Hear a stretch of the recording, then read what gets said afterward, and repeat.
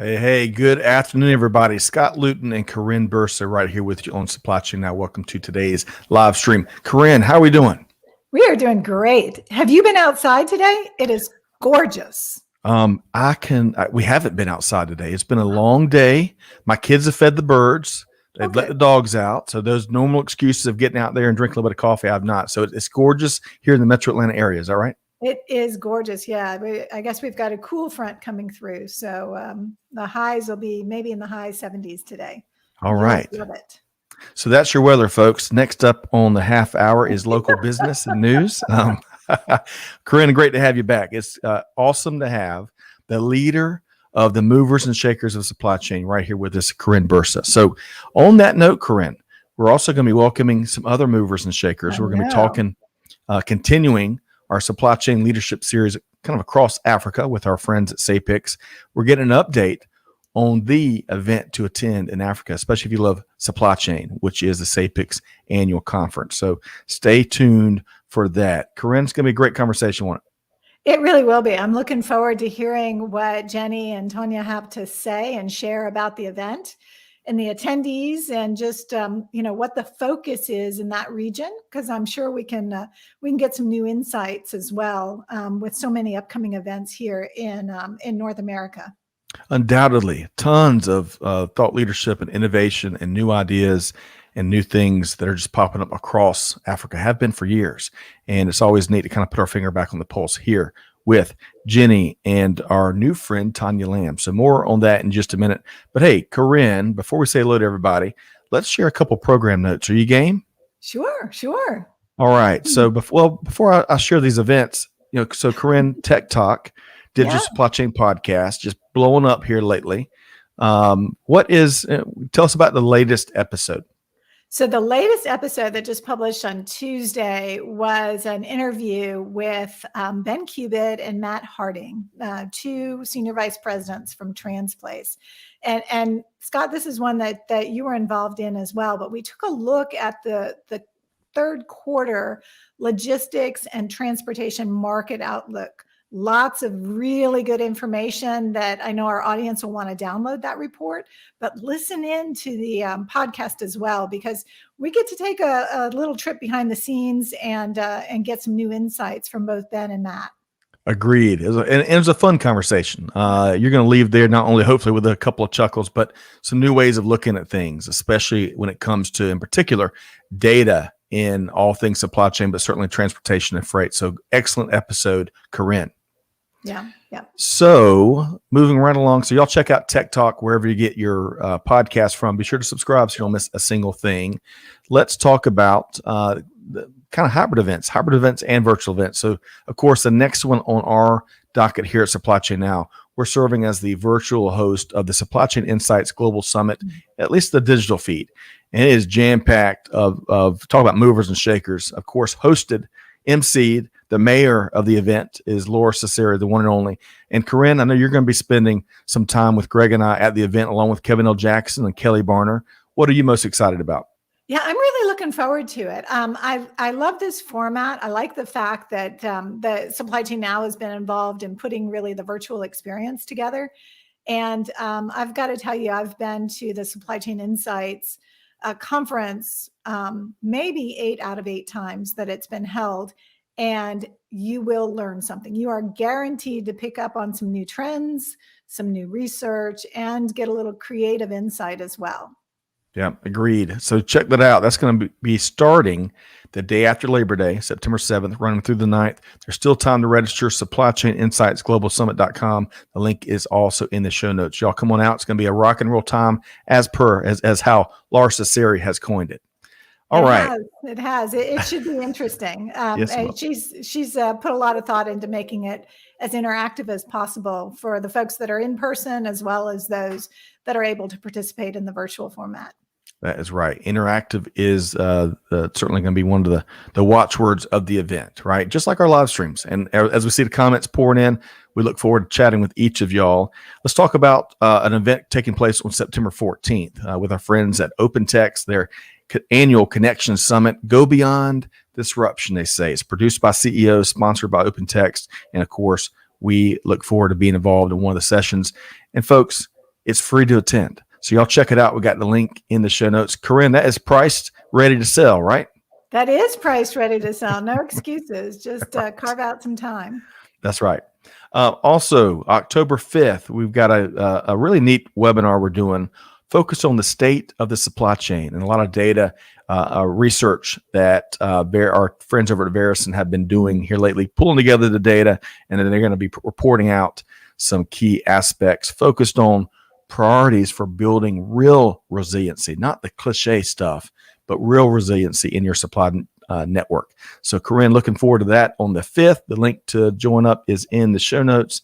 And then finally, folks, if this isn't on your calendar, it's got to be our 2021 Supply Chain and Procurement Awards. It's free to attend. There's a small charge for nominations, but all the nominations fees are going to a nonprofit called Hope for Justice, which is focused on eradicating global slavery.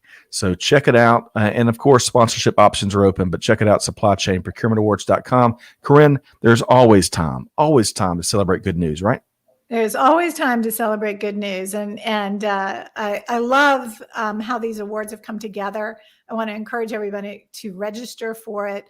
But hey, look at nominating a supply chain that you admire in the marketplace or have learned in this past year to 2 years, or somebody that you think just shows real leadership. There's lots of categories to nominate some of the innovators, some of the movers and shakers.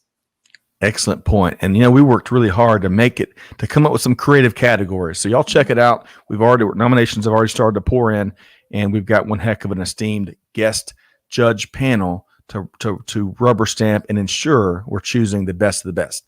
So not rubber stamp, but to actually evaluate and select. Let me yes. Let me spit that out. I didn't say rubber stamped. There's going to be some hardcore scrutiny of all the nominations. So thank you, Corinne. Okay, always an adventure. Let's say hello to a few folks before we bring on Jenny and Tanya for a great conversation here. David is back with us. He lives up north of the border in Canada. When he's not off-roading, he's doing a lot of supply chain and procurement and manufacturing work. So, David, great to see you here. Obaro tuned in via LinkedIn from Ontario as well. So, Obaro, great to have you here. Tausif tuned in from Bangladesh via LinkedIn. Looking forward to your takes on some of the things we're talking about here today. Corinne, Sushil is back with us via LinkedIn. Have you ever chatted with Sushil? Yeah, I think I've had the opportunity on a couple of live streams where he's joined in and contributed to some of the conversation. All right, so Sushil, you've set the standard. We're expecting a lot of hot takes here today. Of course, we can't have a live stream these days without our dear friend Mohib in the air capital of the world, Wichita. He says, I'm bringing my party chips and dips. Corinne is here. How about that, Corinne? All right. I've been keeping up with you on LinkedIn lately. You have been a busy man. So congratulations on all your recent accomplishments. Very impressive. Absolutely. And, we're going to be featuring some students from Wichita State University where he's a professor at and doing some big things in the months ahead. So we'll have to recircle back on that. Let's see. Hannah Tran is here with us via LinkedIn. Great to see you, Hannah. Cindy Lee from Johannesburg, maybe one of our newest friends. And I bet friends with Jenny and Tanya. So great to see you, Cindy Lee. Okay. And welcome, everybody. I know we couldn't hit everybody, but welcome. Great to have you here today. So with no further ado, Corinne, are we ready to bring We're ready. We're ready. Let's bring them in. They've got a lot to share, I think. Let's do it. Jenny, we're going to be welcoming in our dear friends, Jenny Froome, COO at SAPICS, and her colleague, Tanya Lamb, Business Development Executive, also with SAPICS. And here we go. We might be. All right. It was a long trip from South Africa just now. So. It took a while. I had to hope we don't have jet lag. But hey, sometimes that swoosh machine has bad mornings too. We had to put a lot of stress on that thing. So great to have you here, all in good fun. Murphy's Law is alive and well, but most importantly, great to have our dear friends from SAPICS with us. So Jenny and Tanya, welcome. Thank you. All right. So Corinne, Jenny, and Tanya, we're going to get into the heavy hitting topics of the day up first. Ooh. Now, everyone has listened to one of our shows know that we might like to eat just a little bit, right? So September is, believe it or not, National Chicken Month here in the States, at least. Little factoid, Georgia, I believe, is still the state of Georgia, the number one poultry exporter in the U.S. So we got chicken all over the place. And even when chicken goes high, the prices, because of the proximity, can stay fairly stable here in Georgia. So with all that said, of course, anytime we're talking chicken, Corinne, my mind goes to chicken wings, right? So I think it would, yes. but you know what? I don't want y'all to view chicken and poultry through my lens. I want to take those blinders off. I want to ask each of y'all, all three of you, your favorite chicken dish to start. And folks, if you're in the comments, we want to hear from you. Tell us about your favorite chicken dishes. So Tanya, you're new to our family here, but now you're a dear second cousin now. So you're in the family whether you like it or not. Tanya, what is your favorite chicken dish? Can't bear it. Well, you know, I thought I would offend her by not asking about lamb. Anyone? No. Listen, so I'm sure she's only heard that comment only about 1,000 times. So, Tanya, talking poultry, what's your favorite dish? So I am remembered for my chicken schnitzel and cheese sauce. Oh, One year at the SAPICS annual conference at Sun City, we had finished up and I was tired of eating all the fancy meals. And I was just eventually, please, can I just get a chicken schnitzel and cheese sauce, please? And Jenny will always remember me for that. So I love my chicken schnitzel and cheese sauce. I love it. You've already made us hungry. All right. So, Jenny, I'm going to come to you next. Your favorite chicken dish? I'm going to say Thai green curry chicken. ooh, that Thank sounds you. good. Yeah. It does. That Wow. sounds good. Tanya, I've never had a chicken schnitzel before, so I'll have to test that out. But just about anything with cheese on it works for me. So I'm good. Absolutely. Absolutely. Yes, you definitely have us at cheese sauce for sure. So, Corinne, so we've got a couple dishes. Your favorite chicken dish? Well, you know, I have a long list of chicken dishes, but I'll tell you what I'm thinking about for this weekend, because there's a little college football going to happen, is there's going to be some chicken buffalo dip to be used, you know, just to keep things moving along while we watch UGA and Clemson That's right. take the field. I'm hoping that we might replicate this right here, but we'll see. We'll see.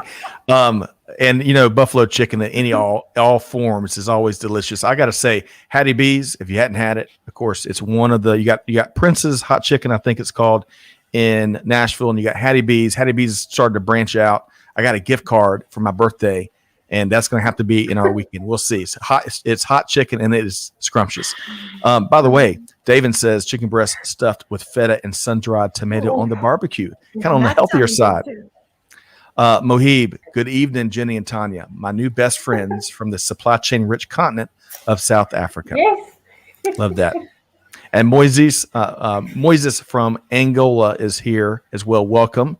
Tuned in via LinkedIn. Great to see you.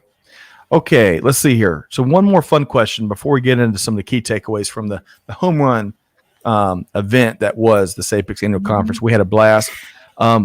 September is also Better Breakfast Month. Now, that is not one of my favorite celebrations, as it looks to really push you towards healthy choices. We love our bacon, eggs, and grits around here, perhaps. But let's whether it's healthy or whether it's not so healthy, let's get your favorite thing to have for breakfast. And I'm going to keep the same order. Tanya, you go first. It would have to be flapjacks with syrup and heaps of fresh cream. Absolute winner, without a doubt. Tanya, man, you're fitting right in. Kindred spirits here. All right. Jenny, what you got? Eggs Benedict. I love that too. Lots of hot sauce. Are you a hot sauce person or no hot sauce? Definitely. Okay. And then Corinne. So you had me at eggs, bacon, and grits, but I would probably add a little fresh fruit with that just to kind of balance it out. Okay, good deal. All right, let's see. Mohib, going back to chicken, Thai green chicken curries, got 2 thumbs up there.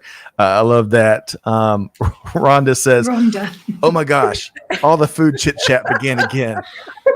Hey, Rhonda, it is sometimes, some days, it feels better just to focus on food, dogs, and maybe a few adult beverages, right? Taking a step away from everything else going on. But hey, I appreciate y'all playing along with us here in the lightning round on today's live stream. So Corinne, I guess we got to put our adult britches on and move forward. What are we talking about next? Yeah, let's talk about the topic at hand here. And I am really interested to hear from Tanya and Jenny on the topic of the South African or the African-based SAPICS event that just happened, the annual event.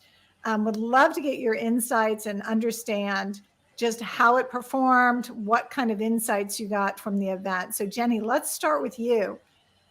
Give us an overview of what took place. Yeah, thank you.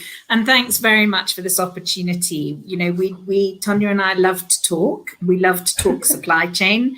We love to talk SAPICS. And so this is ticking all our boxes. And to be able to do it together is also really cool. This was actually very scarily the 25th anniversary event for me. Wow. So and for Tonya actually, because we both started working on the SAPICS conference at the same time many years ago. We are both actually only 21, so we started doing it when we were very young. And so 25 years of doing this event, and to end up with it for the second year virtually. Nobody in my wildest dreams could ever have told me that was going to happen. It was the 43rd year that the conference has taken place. And again, you know, we've been all over South Africa with it, but to be virtual, there are pros and there are cons. And the pros are that people like Mohib from Wichita can actually join us, and that Scott and Greg could join us and not have to fly for hundreds and thousands of miles and hours and dollars and all the rest of it. So that was a big advantage to the event, which is 3 days. That's which was stupid in retrospect. Just saying. 3 Keep days it real. was stupid. 3 days was too much. Is that what we're saying? Or the work to accomplish 3 days was just too much. When you spend 3 days looking at yourself, it's not good. Well, hey, before Tanya weighs in, let me just say, as you know, we're all content creators here, and you know, I was able to catch a lot of the conference, and you know, the sense of community and the sense of relationships, even though it was on the digital side because of, you know, the constraints we have, the content, the production itself. I mean, Jenny, you and Tanya and the rest of the team should put on a clinic of how to do that, especially, you know, given just everything it took to pull it off. Very well done, and we mean it. We were really pleased to play a small role in it. I love to see Mohib's enthusiasm after each day. He shared his key takeaways. When folks are doing stuff like that, that means you've hit a note. So excellent job, and we're big, genuine fans. All right, so Corinne, I didn't mean to interject too much. We're still talking key takeaways, right? Yeah, well, we're just actually getting the overview. So aside from having to stare at yourself for 3 days, Tanya, what was a home run for you for the event?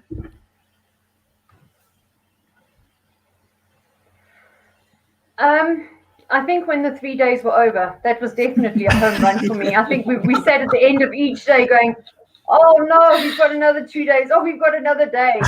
And I have to tell you that it's far more tiring than a physical event. In fact, I was actually sitting here thinking, I wish my feet hurt, because you know, this virtual world is, you're right, you're sitting there staring at yourself on a screen. Toilet breaks are few and far between, and if you want a coffee, if you've got someone that could bring it for you, you're in luck, because otherwise you're not getting it frequently. So it is hard work. It's really, really hard work. And I think because it's virtual, you can't really cover up when a bloops happens. When it happens, it pops up on the screen. Whereas when you're in, when you're in the physical environment, you can kind of cover it up a little bit better. But I'm not blowing our own horn here, but because we're so good at this, we managed to do it so well. So it was great. We've had really good feedback. And I think, despite the fact that it's online, there was some really good networking, connecting that was going on amongst people, even in that platform. So we had some fun things as well, like a cartoon artist. So people could have a lovely picture of themselves, have a few wrinkles taken out, and they look fabulous. So, there were some really good upsides to it as well. Love it. We've got a really quick. So old Peter Bollet, all night and all day, has arrived. So let's acknowledge him. He sent us a picture. He played some golf the other day, and they all wore the brightest Easter colors. It looked like they were 4 Easter eggs out there, but they were playing really well. And Peter, look forward to your perspective here today. Okay, Corinne, I'm full of interjections there. I'm sorry, it's been one of those weeks, but where are we moving to next? Yeah, well, I'd love to know, Jenny, some of the topics that were just hot topics where people were gathering to see those presentations or engage in those conversations. Give us a sense of what some of those hot topics were that were covered at the SAPICS event. Immediately, the first one that comes to mind is sustainability, and combined with the whole circular economy. Those were very well attended event sessions, and quite very varied as well. The same topic, but approaching things ever so slightly differently. Different people with different opinions. We had international people talking about it. We had South Africans talking about it, consultants and practitioners. So a lot to take away on that topic, and it just shows how important and front of mind it is to so many people. And there's somebody who keeps saying on social media, I can't remember who it is, but keeps saying about how if supply chain practitioners don't start taking sustainability seriously, then we're doomed, because everything revolves around the supply chain. Yeah, well said. Yeah.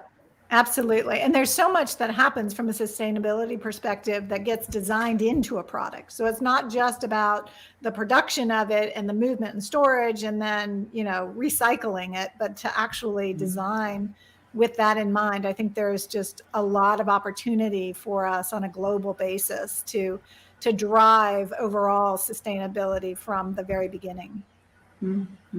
Great point.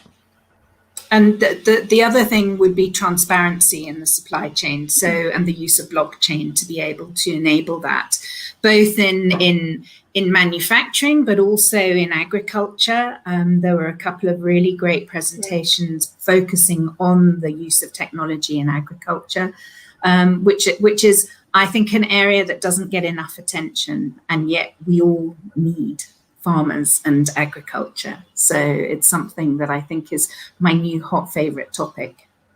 Absolutely. And obviously, Jenny, food is something that we all identify with here on Supply Chain Now. So that's right. You're just bringing it home for us. And needing to know what's in our food, that's where does our food come from? Absolutely. Tanya, when you think about the conference, right, what was going on for the 3 days, what are a couple of highlights for you? So one of the things that I really enjoyed was the SMME panel discussion, which I was fortunate to be part of. It's one of the things that SAPICS have identified as an area that we really need to provide support, because at the end of the day, the SMMEs have the opportunity to create jobs and add contributions to the GDP. So what do we need to do to help them and to grow them and to keep them sustainable? So it was a really good discussion with the panel, and some ideas and thoughts about how we can add value, what changes we can make, what do we need to do differently to help them. So I think that was an important discussion, because we really need to be pushing more localization and onshoring. And on the back of that, I just read today, one of our panelists, can I say the name of the company? Or Sure. You're not going to break anything. The Fishini Group here in South Africa are the biggest retailers that are producing all their own apparel. So that's hugely exciting in terms of South Africa and where we're going and creating jobs as well. Yeah.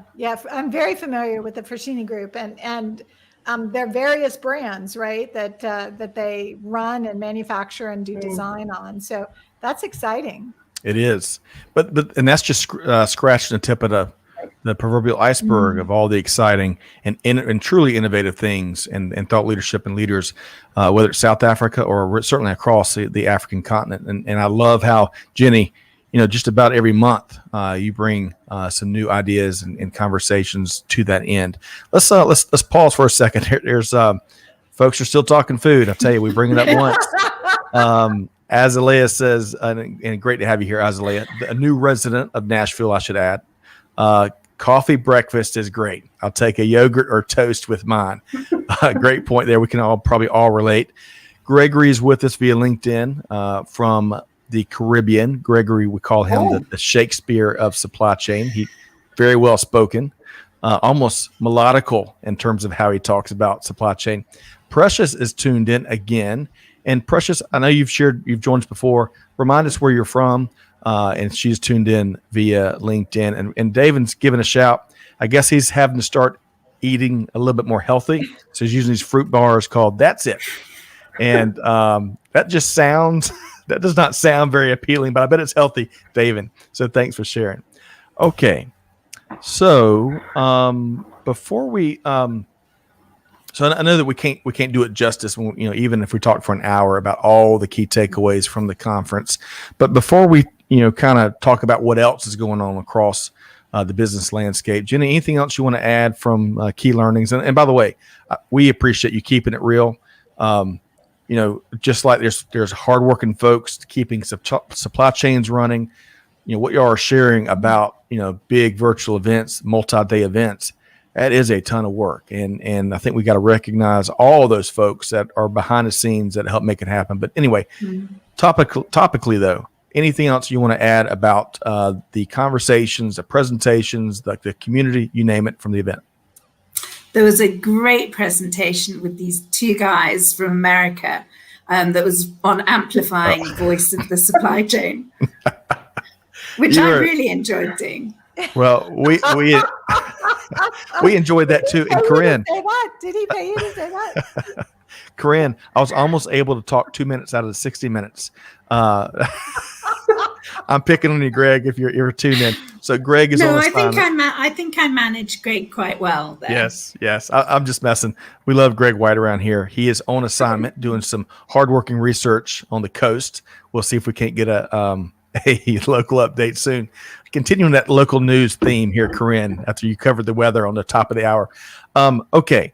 So let's move right along. I'm going to ask all three. Scott, before we go there, so please. Jenny and Tonya, how many different sessions were there? I know you had hundreds and hundreds of participants. How many presentation sessions made up the conference over this 3-day period of time? That's a really good question. I'll come back to you on that one.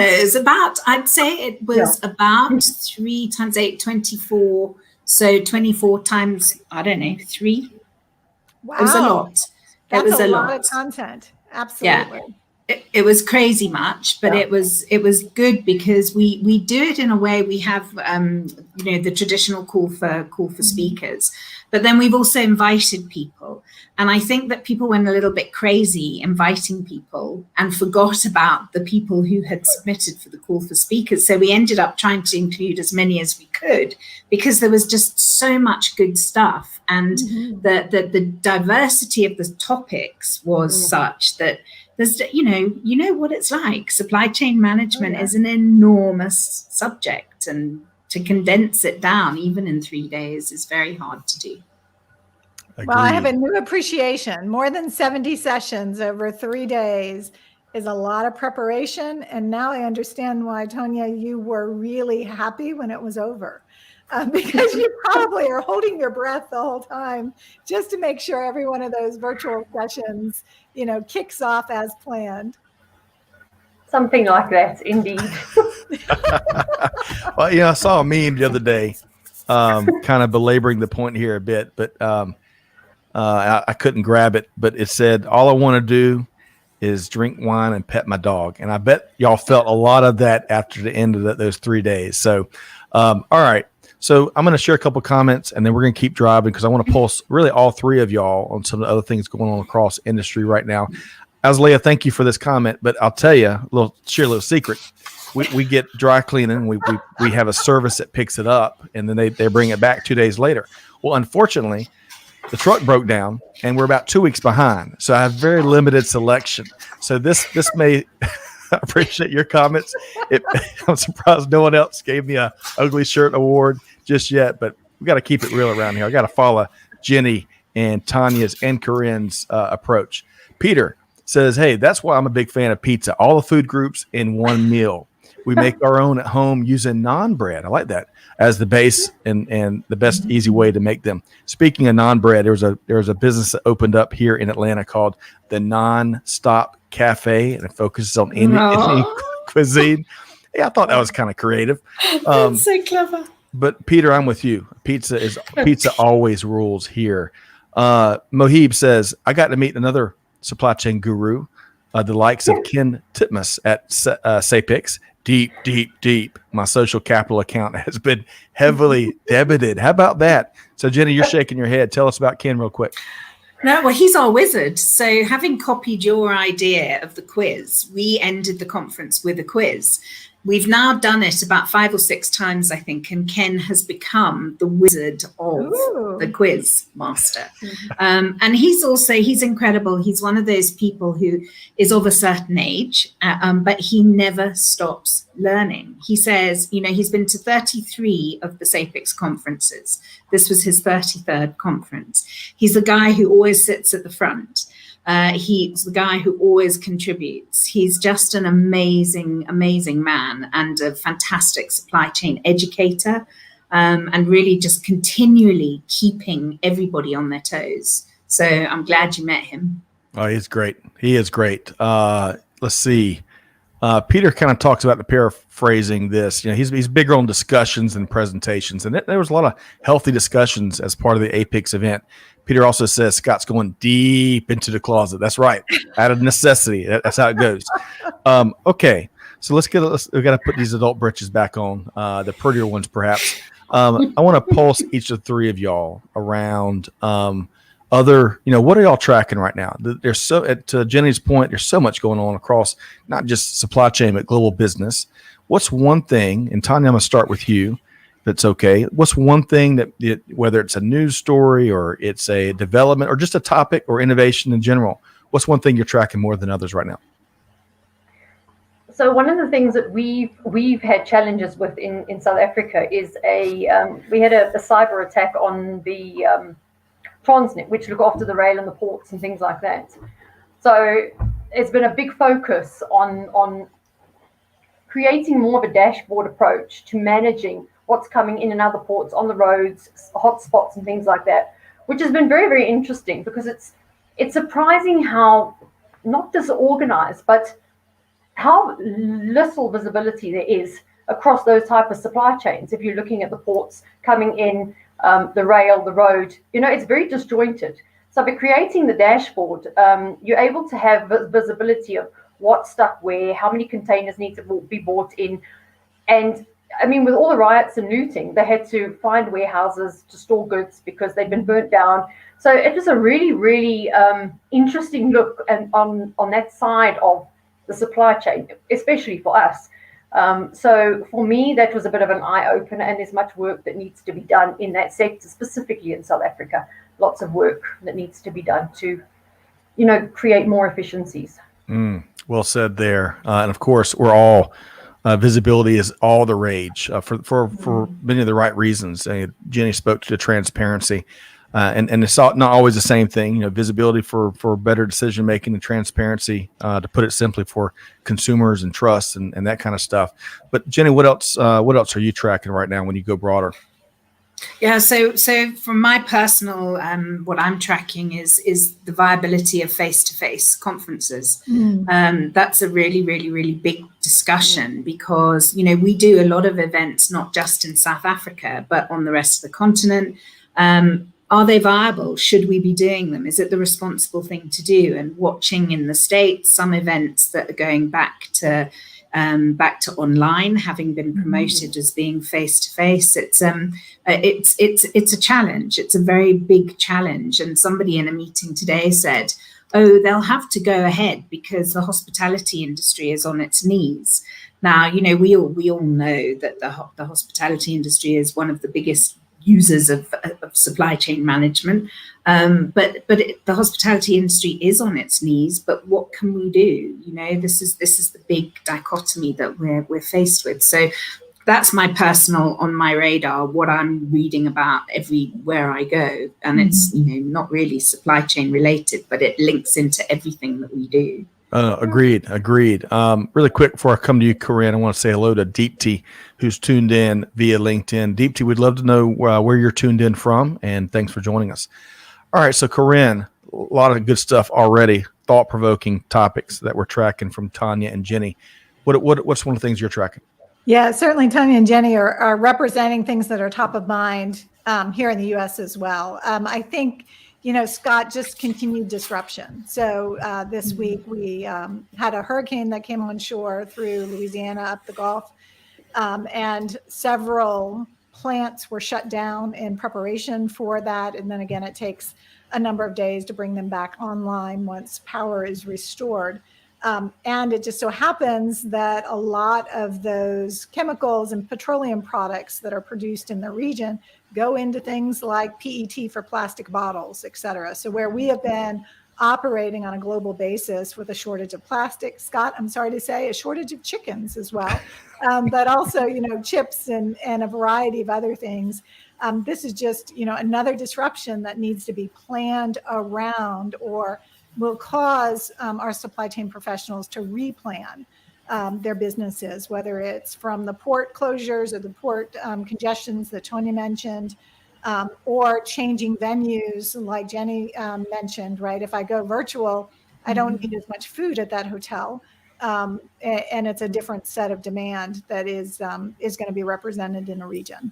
One of the things you kind of alluded to there was also something that came up on an earlier conversation I had this morning about better inventory positioning, right? As we get more and more closer to anticipatory, right? Inventory management, and kind of closer and closer to predicting where the pockets of demand would be. Instantly, what came to my mind, and this group of people just stared at me. Maybe they didn't play board games as a kid, but Risk, the board game, right? Oh, yeah. World domination, right? And a big part of that game is positioning your military units.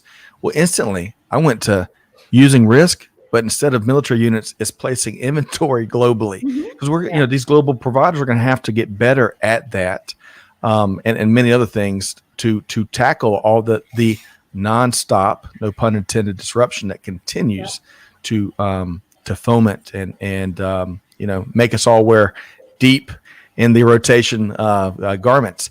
One other thing I want to mention, sorry, I'm good at beating a dead horse. One other thing I want to mention is, folks. He'll be on chickens next. Yeah, that's right. So, but kidding aside, Hurricane Ida, to your point, Corinne, I think just like consumers are learning so much more about how supply chains work and a lot of the things kind of below surface level, just to, kind of depending on what hits the news cycle, there's so much hurt that continues to go on for folks both that were, on the coast of where the storm initially came in, and of course winds and all that terrible destruction.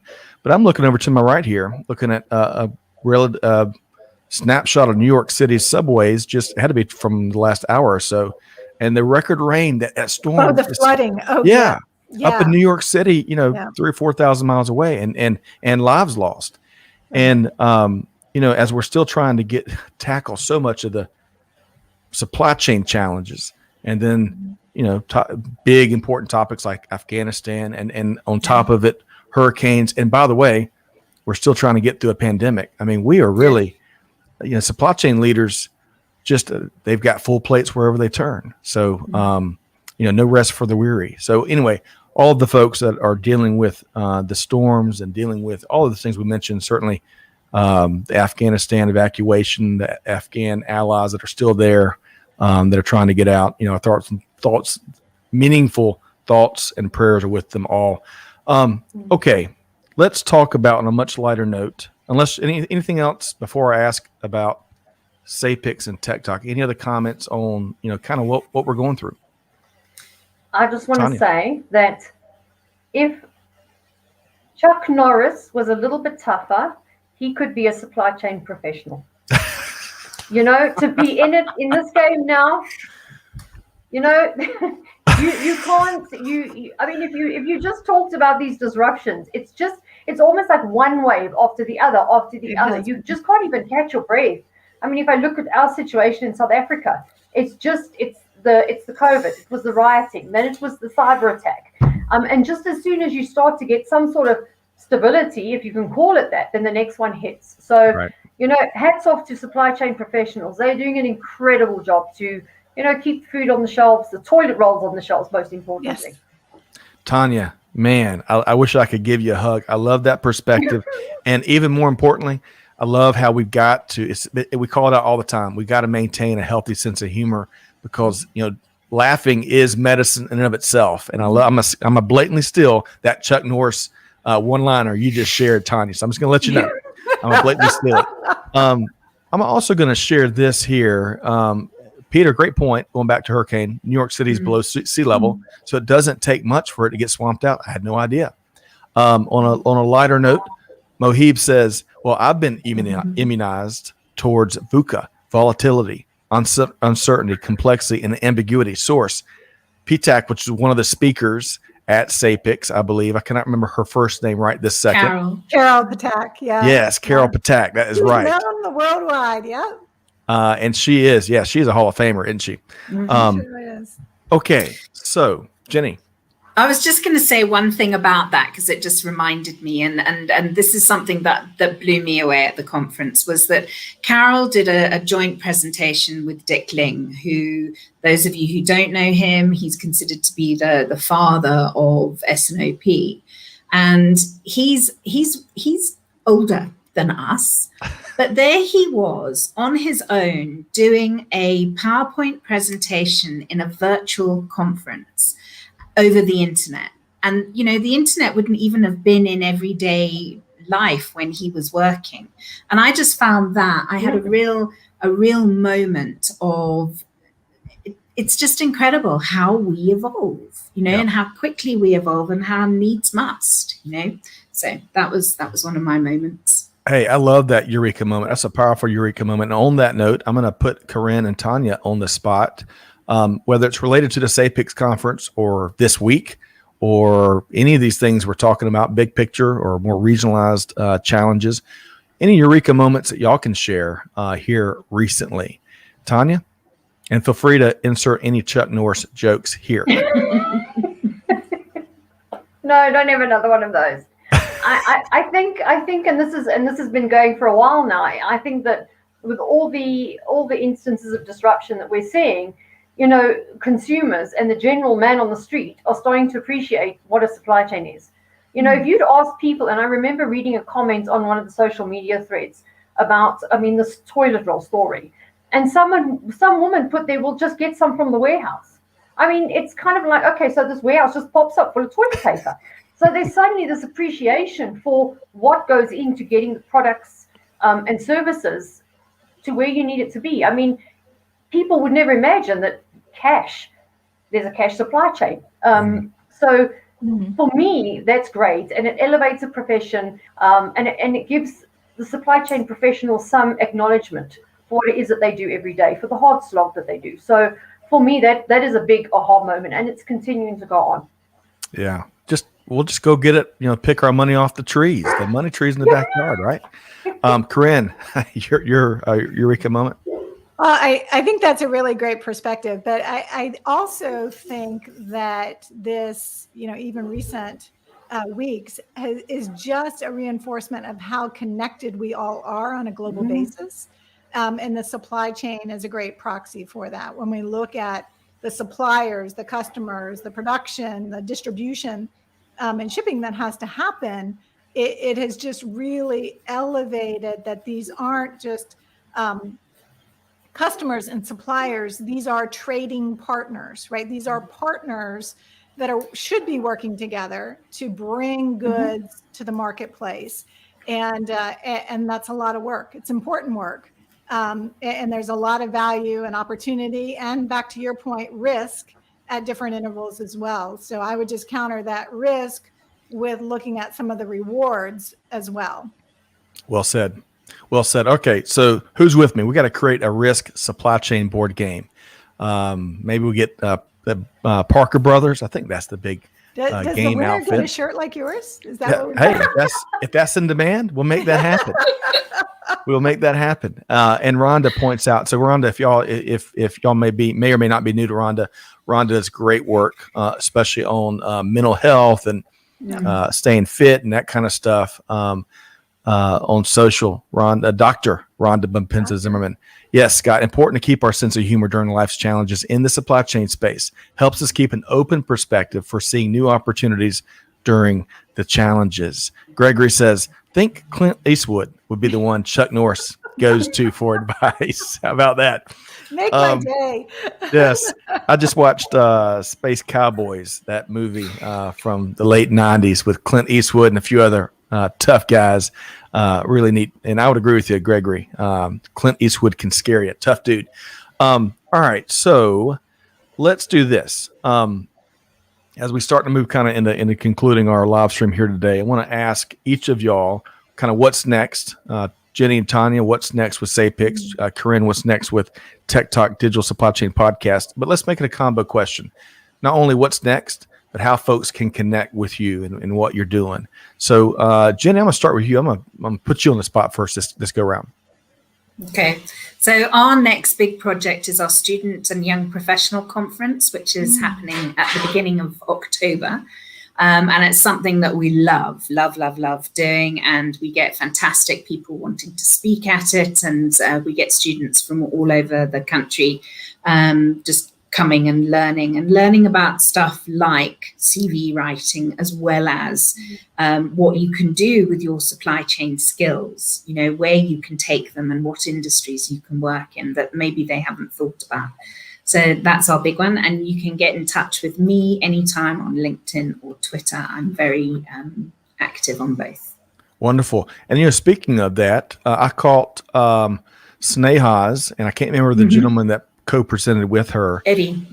Eddie, man, the future is extremely bright, even brighter as we move into, these next, as we pass the baton of leadership to these incredibly bright people. So that's exciting. And I appreciate groups that invest in that and invest in that awareness, invest in that, building the networks, which is important.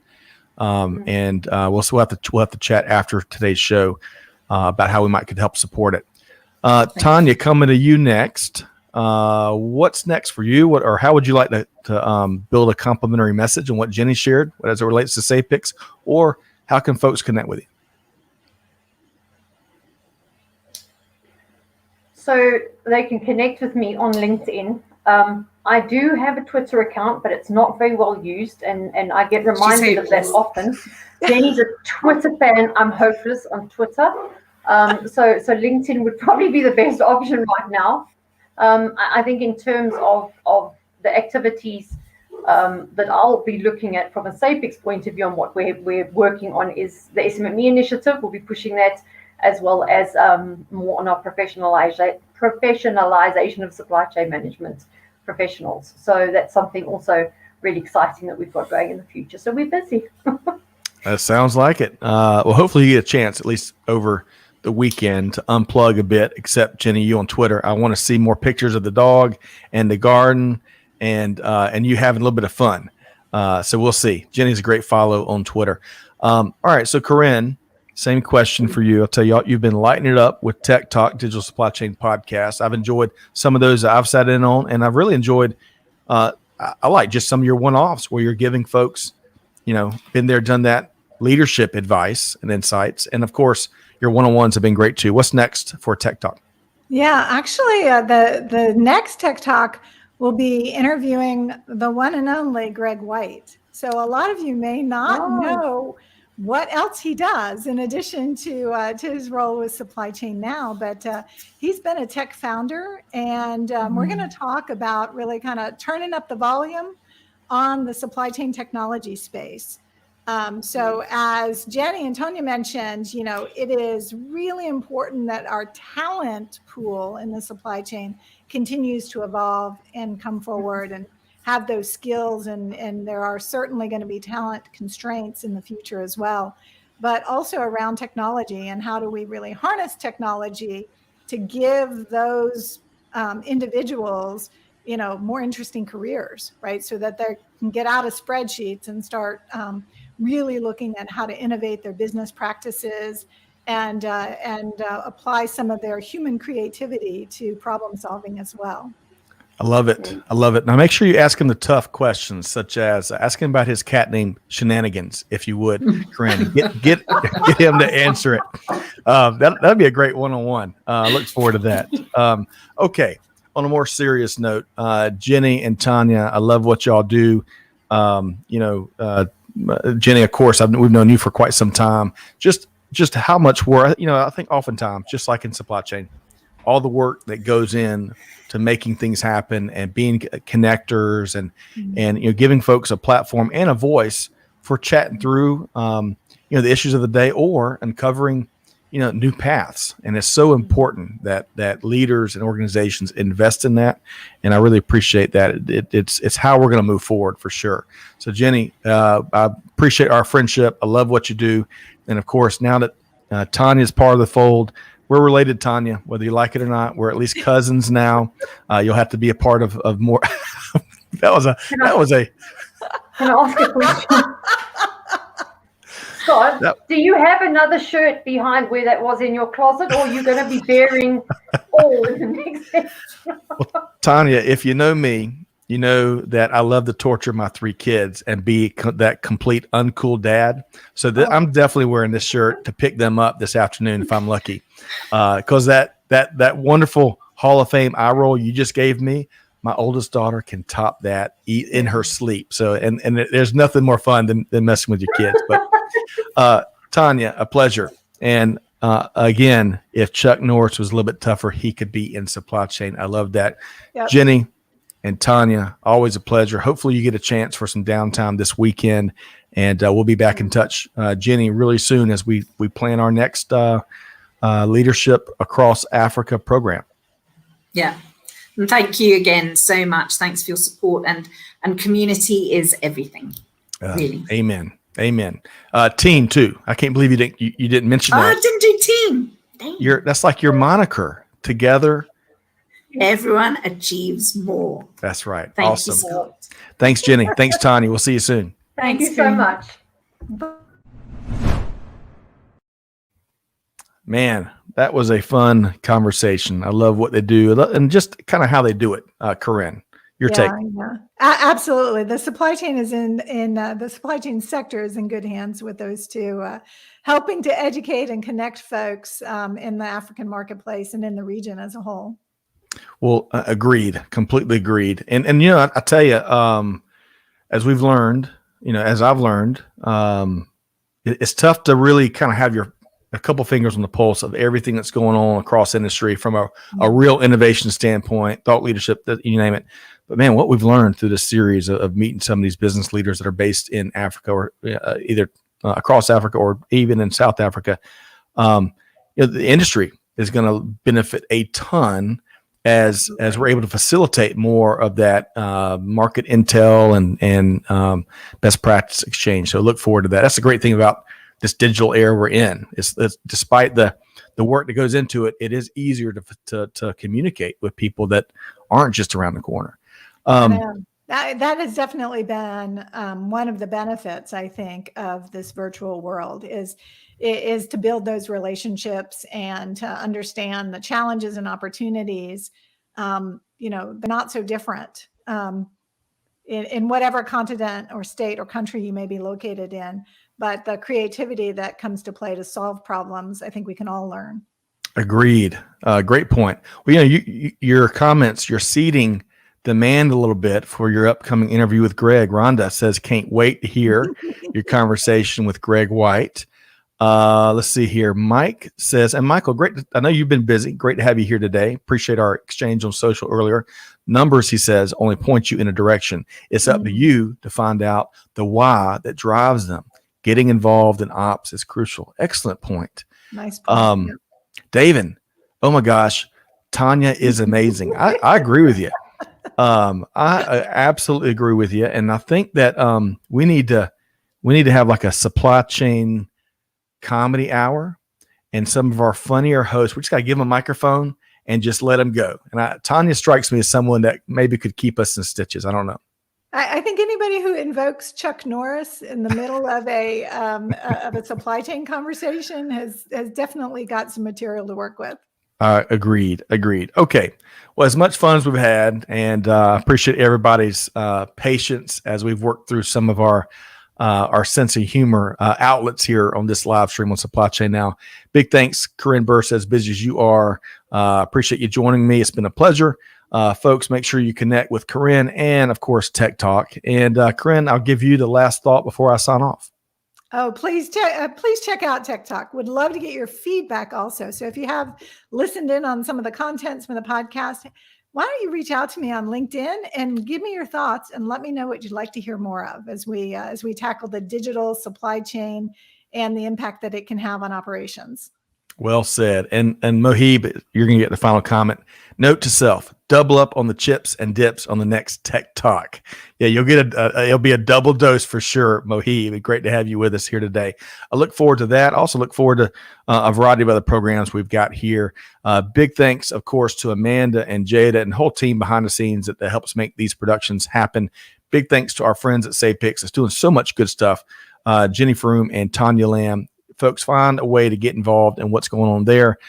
Most importantly, if you hear one message today, I challenge you, we challenge you to go above and beyond, do good, give forward, be the change that's needed. A lot of folks are hurting right now. Go, reach out, be a connector, be a resource. And on that note, we'll see you next time right back here on Supply Chain Now. Thanks, everybody.